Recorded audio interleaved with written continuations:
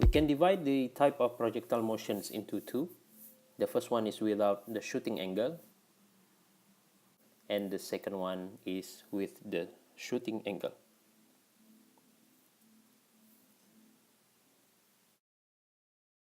Consider a ball at point A at a certain height h.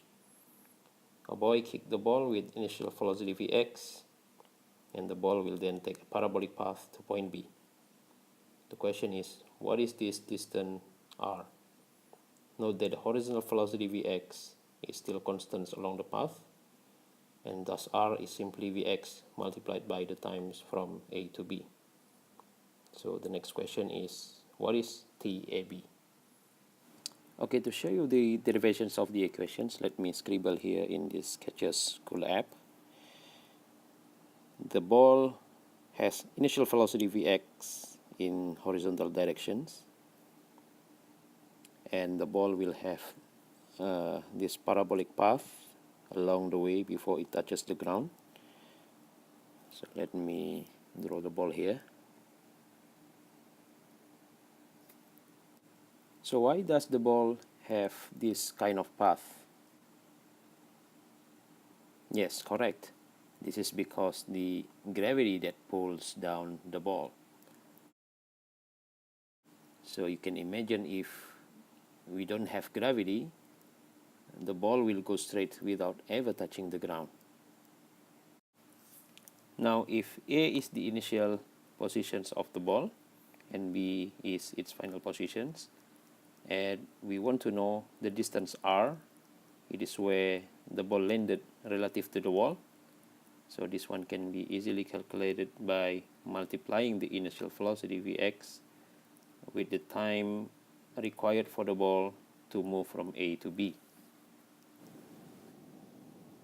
In this case, we know the initial height of the ball, so we can use the dynamics equations where the final y positions equals to the initial y positions plus velocity at y directions multiplied by time plus a half accelerations multiplied by time square.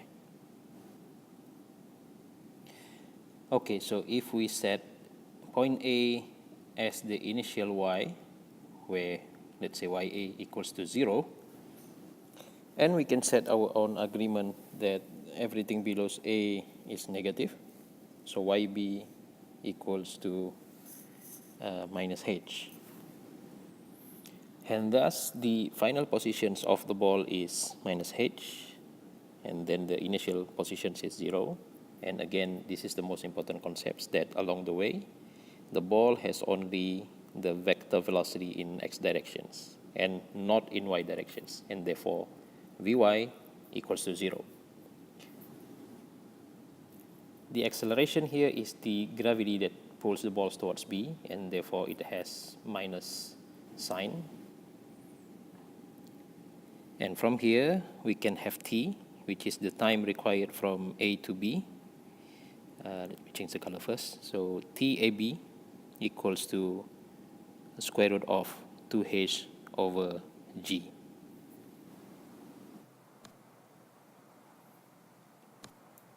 And this is the most interesting part. You notice that this is the time required for a free fall body. You've got this concept already in your high school, I believe, which means the time required for the ball to fall from point A to, let's say, point C. This implies that TAC equals to TAB. If you think again, that this really makes sense since the path AC is shorter than path AB, but the ball falls without initial velocity to AC, and the ball travels with constant velocity along AB. So they will arrive at the same time. This was a simple experiment we conduct inside our faculty building. One of my students released the ball, and at the same time the other one threw the ball horizontally. So we can see that we prove the time arrival of the two balls is the same. Let's see this again.